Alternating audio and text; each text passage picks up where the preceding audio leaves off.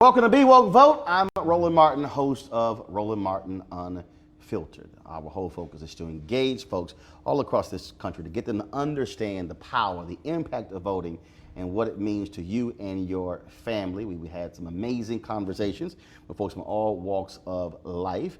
And joining me right now is someone who gives a totally different perspective as a Hollywood insider, as a pastor, as somebody who sees the world in a whole different way. Give it up, folks, for Devon Franklin. What's up? Glad you're here, baby. Good to see you.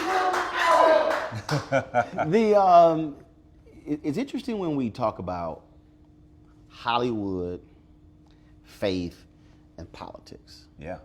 Because we've always had faith involved with politics.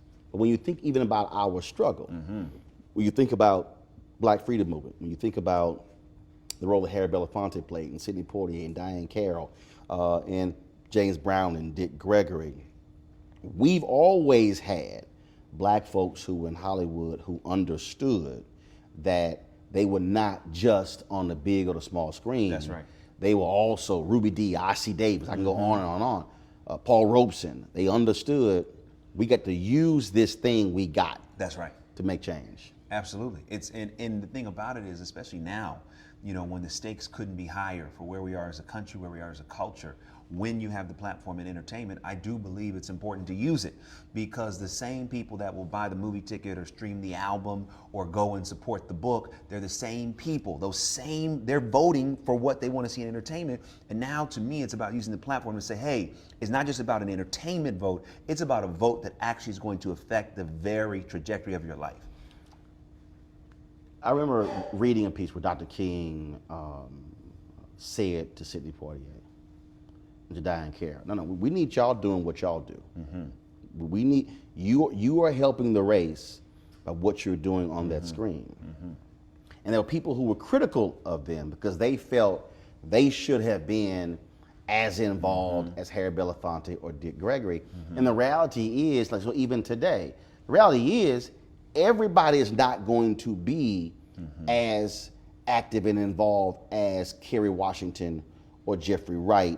They're going to be those people who are going to be raising money. They're going to be those people who are going to be publicly raising money, others who are going to be privately raising money. But the thing for me is you got to do something.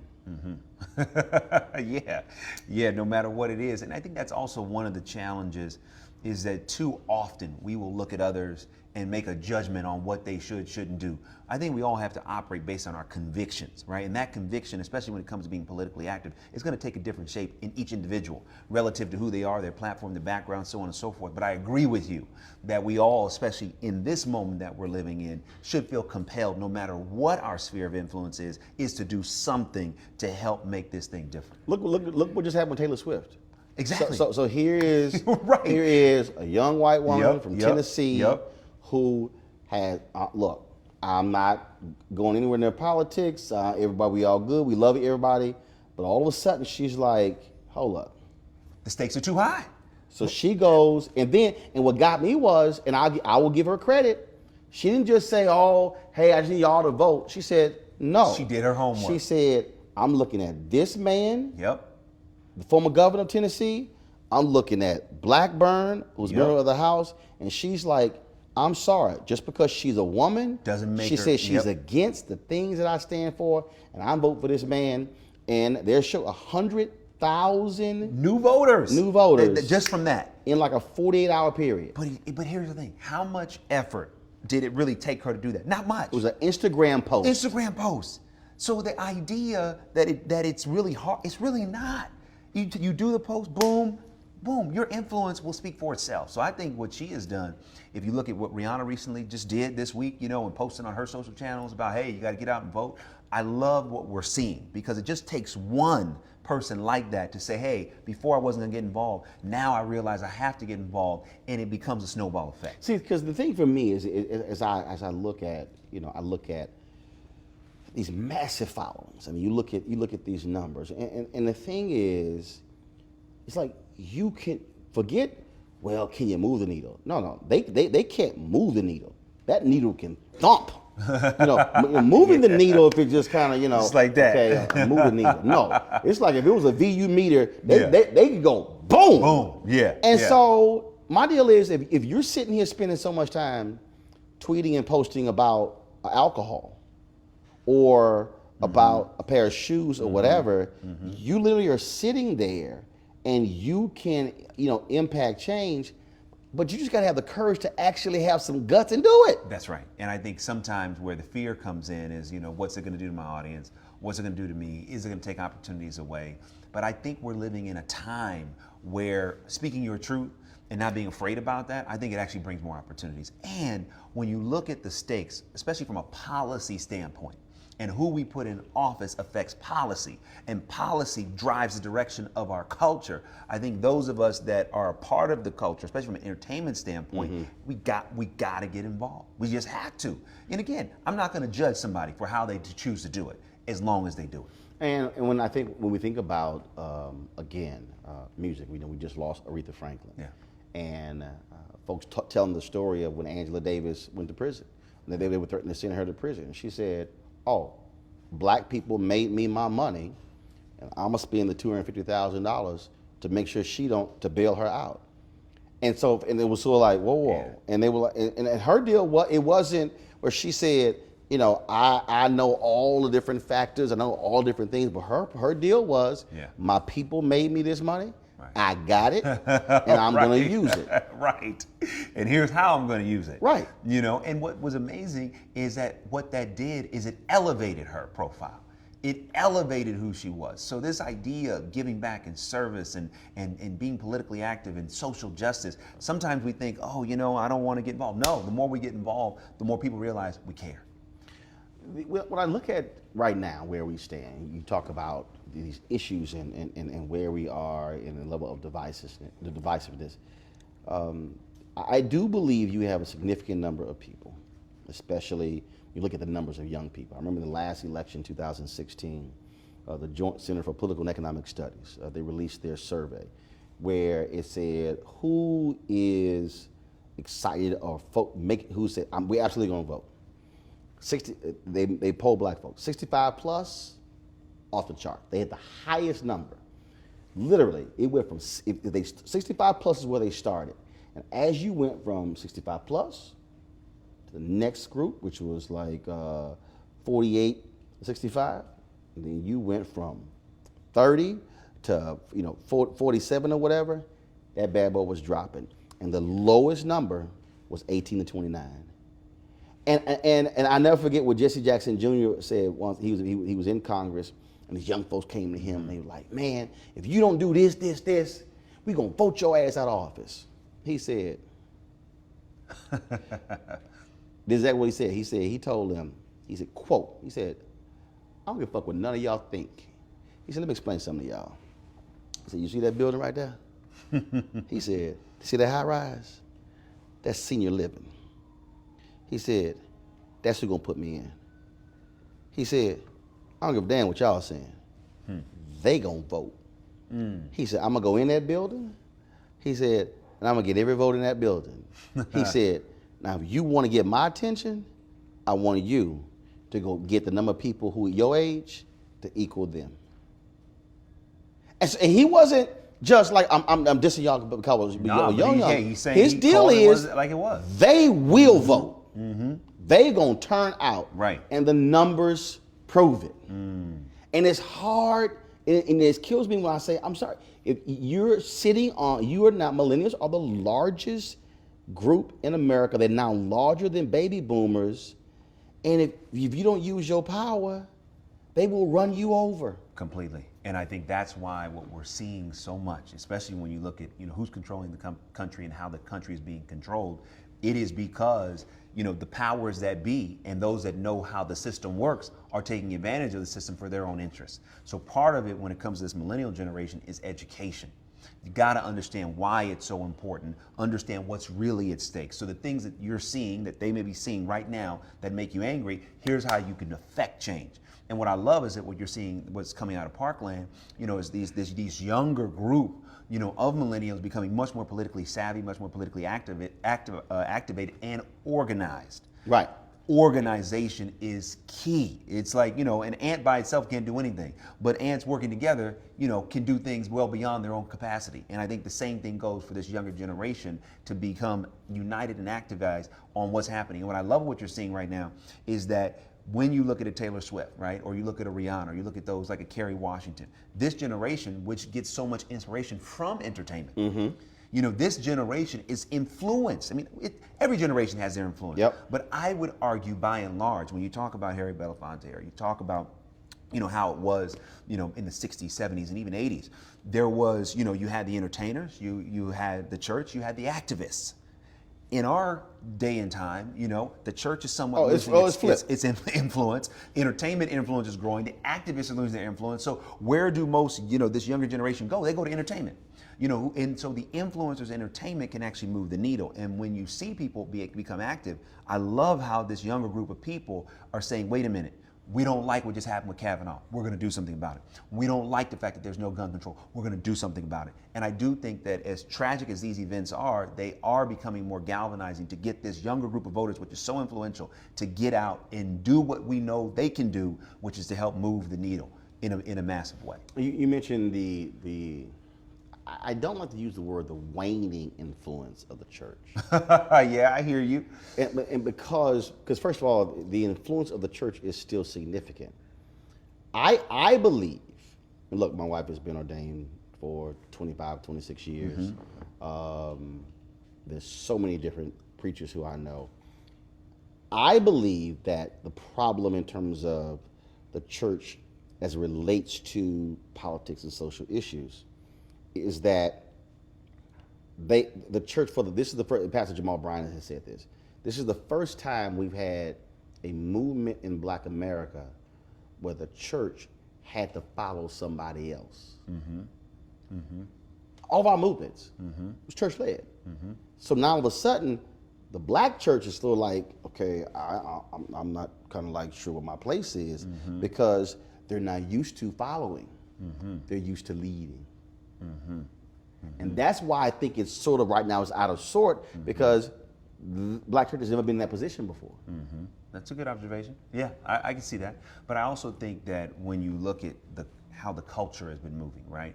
When you go back, and you look at, okay, there was Jesse Jackson, there was Al Sharpton, there were not only just Martin Luther King, but Reverend Abernathy. There were so many major voices coming out of the church that it wasn't about growing the church. Right.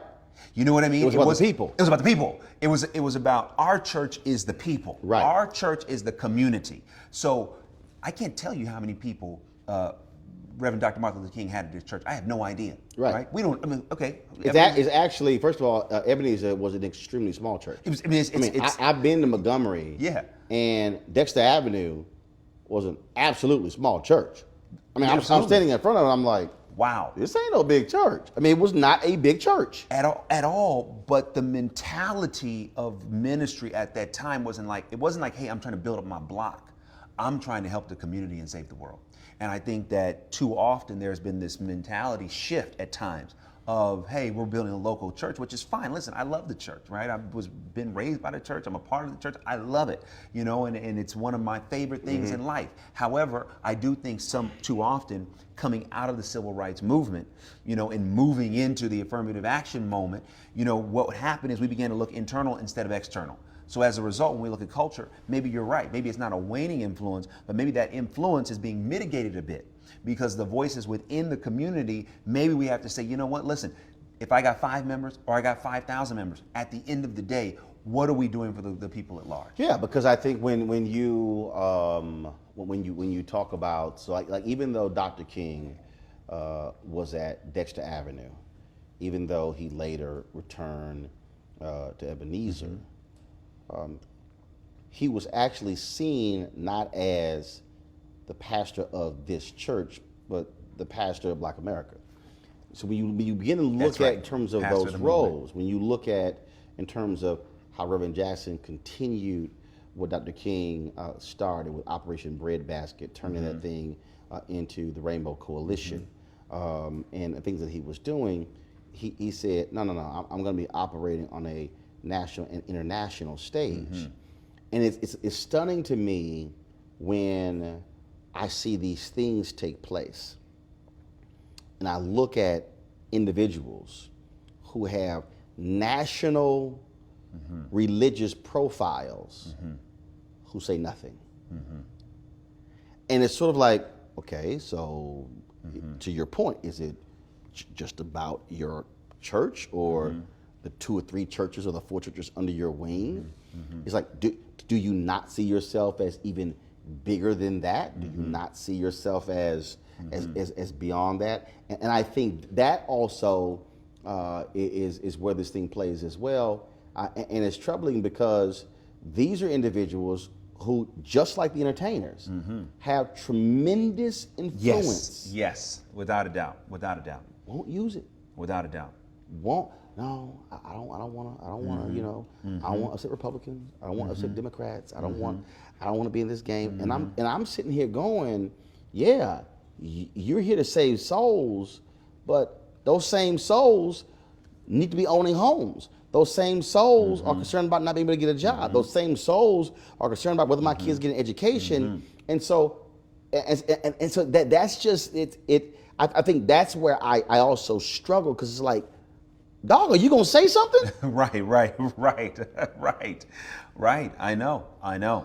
But the thing that I see happening, because there are, when you look at the Kavanaugh situation and so many other things playing themselves out in front of the entire world stage, at a certain point, if you stay silent, then that silence will be viewed as being complicit. Yep.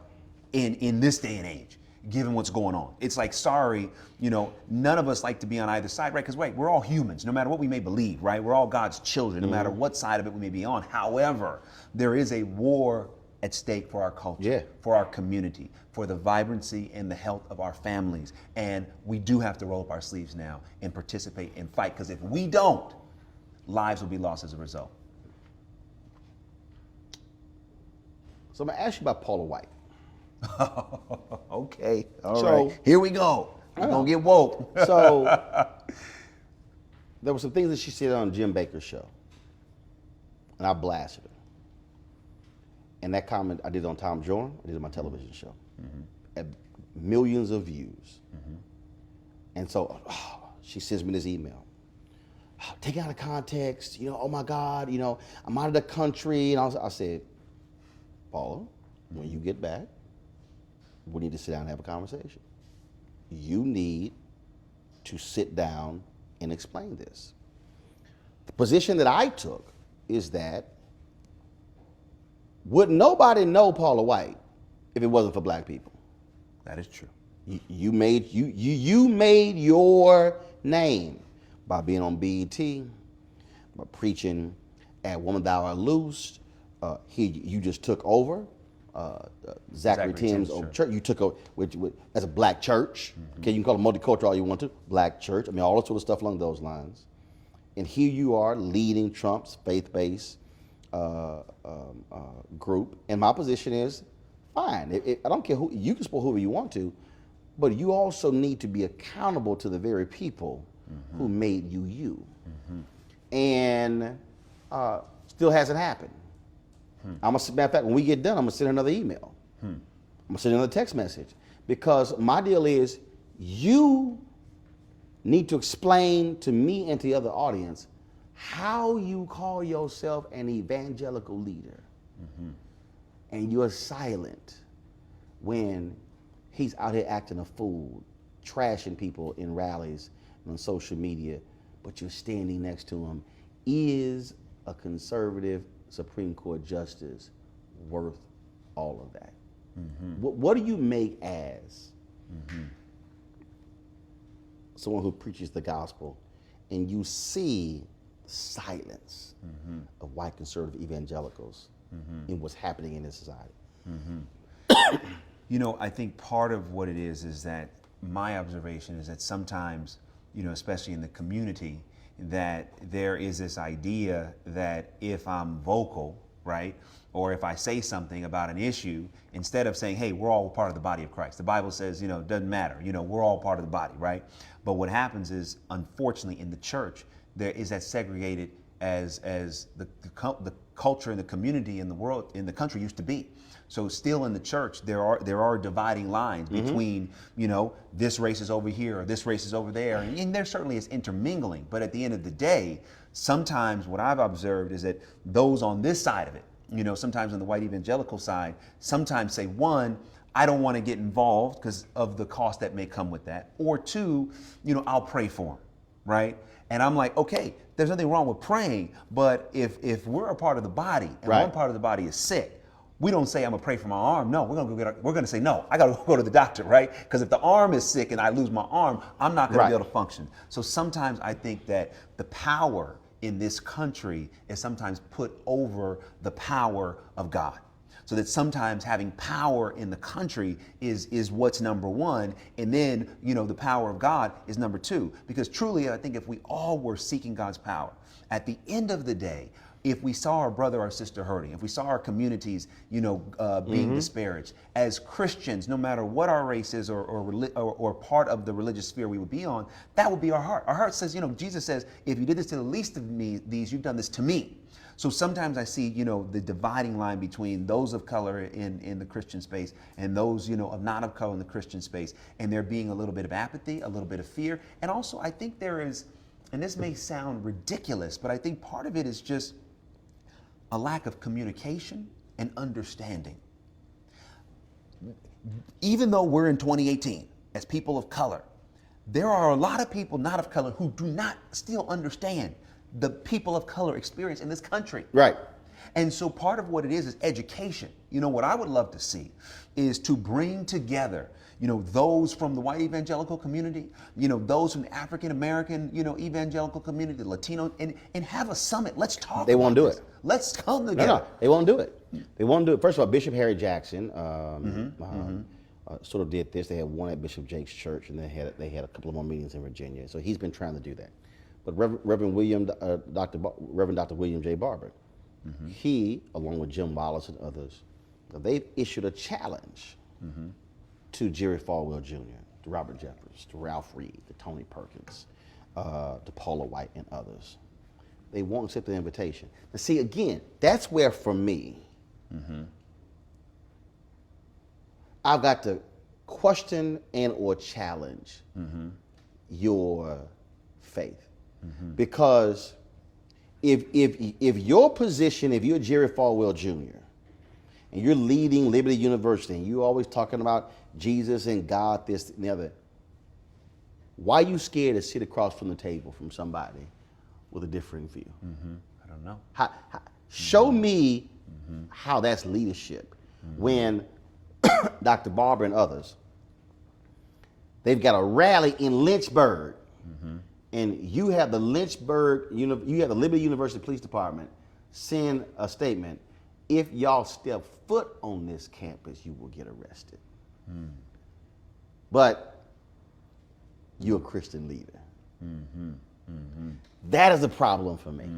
And it really behooves to me when I see those type of things. It just makes me more galvanized, you know, as a man of faith, to put a different perception and reality of what it means to be a faith in the culture and the community, because that really is not what it means to be Christian at all. You know, what it means to be Christian is, hey, I may not agree with you. You may not agree with me, but as brothers and sisters, we can come together. We can have conversation. We can have a public and private discourse. Yeah. You know, but to fear that or to work against that, to me, I don't know how someone could take that stance. I don't know. So my thing is like, yo, here's what I'm gonna do. Here's how I'm gonna do it, and work every single day to put a different understanding of what it means to be of faith in the world today. When a group of black pastors met with Donald Trump at the White House, it was supposedly about criminal justice reform. But in Trump's opening statement, he mentioned about 10, 12 different issues. And one pastor in the meeting talked about how, you know, Trump has done more for black people than Obama ever did. And I listened to all those different pastors as they went around that particular table. And I wrote a column afterwards where I said, What do you say? and I said, when you go to the White House, are you enamored with getting the invitation, or do you bring your prophetic with you?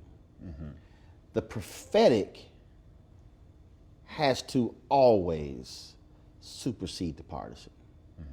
I said, you can go through the Bible, and when individuals messed up, the prophets let them know you messed up. The prophets were not afraid of the king.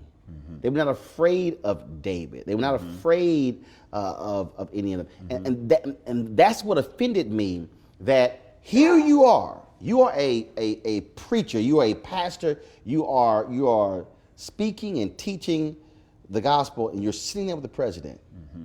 And not one had the courage to say, look, I appreciate the invitation. I appreciate coming here to talk about criminal justice reform. But Mr. President, I need to share something with you. You need to act like the president.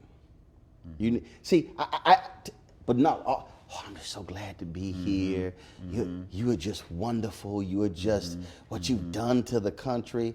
No, the prophetic would say, I appreciate being here, but I got to speak some truth while I'm here. And there's some things that you need to hear from a pastor. Now, whether you want to reject it and ignore it, that's fine, but somebody at that table got to say it. That was the issue that I took with all those pastors. Not one had the guts to say, Mr. President, character matters. How you behave matters. And how you behave is wrong. And we're going to pray for you. We're going to pray for there's a change in your behavior. Not one. That was the issue that I took. Wow. You know, And I think by not saying that, it speaks to young people. And they were like, that's why I ain't going to church. Because you don't have the courage to say what should be said.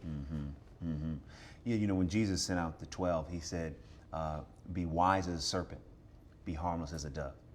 And in moments like that, and you know, it's like when you're dealing with politics and you're dealing with different people who have different agendas, part of it is sometimes before you even get in the room or before you're going to meet with somebody, you got to do your prep. You got to say, okay, this person is working an agenda. They have a certain degree of power. They have constituents, whatever it may be. Right. Let me do my prep before I get in the room so that I'm prepared to handle it. because when you're going to someone else's turf, they control the environment. Right. So that is one of the biggest turfs in the world. Oh, yeah. So part of it is like, okay, I'm being invited to whatever the situation may be. I'm being invited. Okay, let me spend some time. Let me get my team together. Let me get my talking points together. Let me get some strategy in place so that when I'm in the room, I've prepared myself to maneuver and to handle and to respond to certain situations. And I'm sitting there going, the cameras are rolling. It's 12, 15 people in here. If I'm number 13, 14, 15, by the time they come to me, I should have figured out something to say that, well, I done sat and listened to what all the other fools had to say, and did nobody give any challenge to him, and those cameras are there, and this is about to be broadcast all over the world. I better send a signal to my members that I'm willing to say that what needs to be said sitting at the table. And that's why a lot of them got criticized when they came back, because it wasn't that you went to the meeting, it was that you didn't say nothing. Right, it's not about the table. It's like, hey, you know what? You had access, cool. But I think also, again, it's like, and some friends of mine were there, and look, I love them dearly. Hey, and the situation happened, and we move on. But the thing I thought I thought would have been handled differently was this. And again, I wasn't invited, so I don't know if what I'm getting ready to say is fact. It's what I've heard. That there was the invitation sent out, and like, hey, here's what we're going to do. Right. We're going to talk about this, but there won't be any questions. Right. To me, that's the first sign. Right there, like, I ain't going. No, I don't mind going. I don't mind having a conversation, but I can't ask nothing? If I can't ask anything, it's not a real dialogue. Right. It's just not real dialogue, because a real dialogue requires questions and answers and responses, because we're here seeking a response for how we can bring light to this particular issue. So to me, that might have been the first red flag, if in fact that is true. No. First of all, it is true, because there was a pastor who was invited who called me for counsel. And I said, hell no, don't walk in that room. Because again, if I can't, look, I've been invited 3 times with the television anchors to sit the luncheon with Donald Trump, and it's off the record conversation, and we get to ask questions. If you told me I was invited to an event at the White House and I didn't get to ask questions and all he gonna do is sit there and talk, I'm not going. No, right. I need to be able to sit here and what am I gonna walk out and describe? His demeanor, what he looked like, how did he eat his salad? It's not a conversation. No, it's a lecture. It's not a conversation. It's like how, for a lecture, I can watch that on TV, but there's a real opportunity for dialogue, for questions, to get answers, to understand, to also provoke thought, to say, hey, what about this? Why is this? To me, that would be positive and potentially productive discourse. And I do think the positive thing that I think came out of that, going back to our part of the conversation about the influence of the Black church, is I think or the church in general, it shows the church has a voice, but what are we doing with it? How you using it? And how are we using it, Because some of the ministers, again, some of my friends that were in the room, I do believe their intention was sincere. They weren't there, just to be on the stage. Be there for the photo op. Yes, completely. Their intention was good, but I think that sometimes, again, the forces that work against the positive things that we're trying to do, if we are not prepared we are not unified, those forces can disrupt even the best intentions. And if you ain't ready for the big stage, don't go on the big stage. If it's entertainment, if you ain't got enough hits to sing on the Essence main stage, go on to the Super Lounge. Get ready. That's right. Prepare yourself. Which is fine. Right. But that main stage is a whole different ball game. Yes. That's a beast. Yes. And I think that also what was one of the cases there. What would you say to a young person who says, "Look, I'm trying to change our society. I'm trying to change this world. Man, I ain't got time for this church stuff. I just don't think y'all legit." Oh man, I would say, just because you see an artist in music that you don't like, do you stop listening to hip hop? No, it's like ridiculous. You see one artist do something that is what their choice was, has nothing to do with the whole industry or the whole art form of hip hop. You don't throw out hip hop. So the same way, if you see an artist that you don't like do that, I would ask you, don't do the same thing with the church. Because just because you see one minister, one man or woman do something that you don't agree with, don't use that as an excuse to demonize an institution that could actually help save your life. You know, I am who I am because I was raised in the church. You know, all the things that I'm able to do in the world are directly related to being brought up in a healthy church environment where I learned how to develop my gifts. I learned how to communicate. I learned how to deal with other people. I learned how to lead. All of those things that help me and other people become successful in society, you can learn in the church. So I would say to somebody that's young, I would challenge them. Everything that's in you, if you're trying to get it out, get into a good church, because that church will be a fantastic incubator for all the gifts that are in you.